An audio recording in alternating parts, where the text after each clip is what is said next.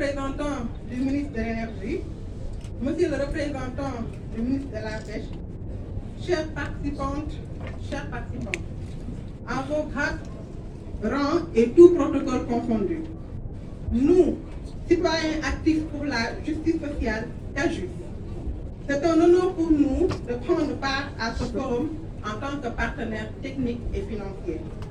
Je voudrais, au nom de toute l'équipe de CAJUS, vous adresser deux messages importants. Le premier message est relatif au sujet qui nous réunit ici. Aujourd'hui, l'exploitation des ressources naturelles revêt une importance capitale dans la mesure où ce secteur peut être un véritable levier de développement économique et social. La localité de Kayar constitue un enjeu stratégique majeur.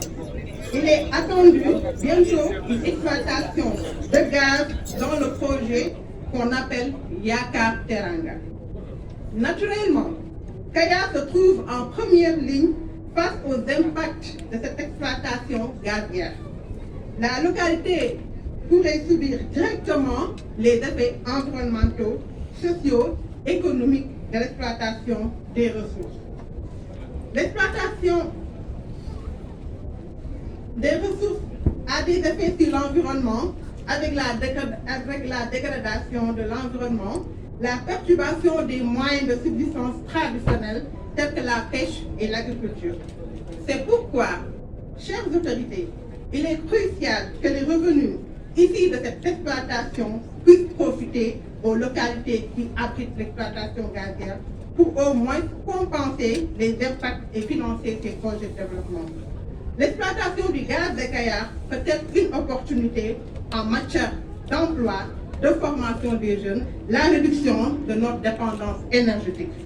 Aujourd'hui, le gaz est considéré pour certains comme une énergie de transition et le Sénégal est en phase de développer une stratégie appelée Gas to Power. L'exploitation peut aussi être une opportunité pour financer des projets d'autonomisation des femmes sans oublier la promotion du contenu local. Monsieur le représentant du ministre de l'Énergie, de la Pêche, le Sénégal a élaboré une loi sur le contenu local, aussi bien dans le secteur des hydrocarbures que dans le secteur minier, avec comme objectif de faire profiter au maximum les entrepreneurs locaux. Les marchés dépendants de l'exploitation extractive. En réalité, le secteur des ressources naturelles ne peut être assuré le développement des territoires que par un contenu local effectif et soutenu. Chères autorités, CAJUS a toujours privilégié cette approche de terrain pour interagir directement avec les communautés. Nous les avons formées, nous les avons outillées afin qu'elles prennent en compte les enjeux de la gouvernance des ressources naturelles.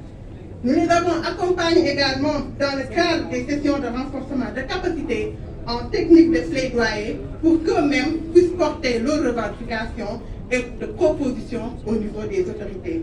C'est dans cette dynamique que nous espérons avoir un secteur extractif juste, transparent et profitable à toutes les populations. Le deuxième message est un message de plaidoyer à l'endroit de l'État et des entreprises. Monsieur le représentant des ministres, le partage des revenus tel que prévu par le Code minier de 2016 n'est toujours pas effectif.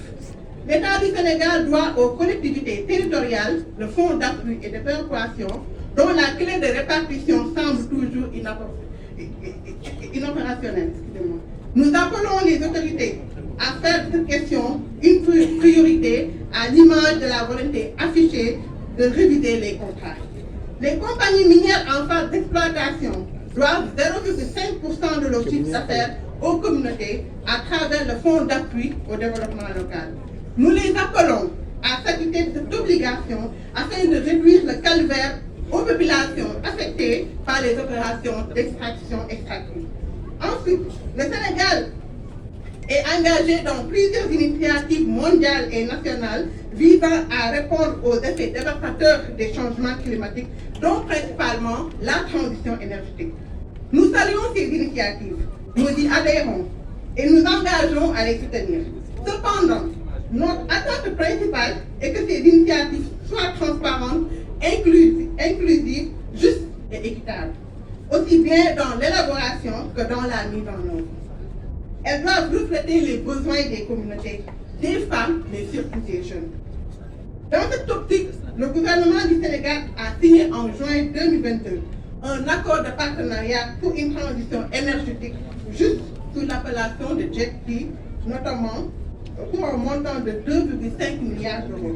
Nous voulons que ce JETP soit juste et prenne en compte les besoins spécifiques de toutes les couches vulnérables, mais aussi qu'il soit équitable et transparent. Sur ce, je remercie encore l'engagement de M. le maire de Kayar dans l'intérêt porté sur la question de l'exploitation future du gaz de Kayar. Nos remerciements vont également à l'endroit de toutes les populations pour l'hospitalité légendaire que vous avez fait montre. Merci infiniment à tous les participants, tout en vous souhaitant une bonne réussite de ce forum de Kayar. Merci beaucoup. Merci beaucoup, Madame Baké.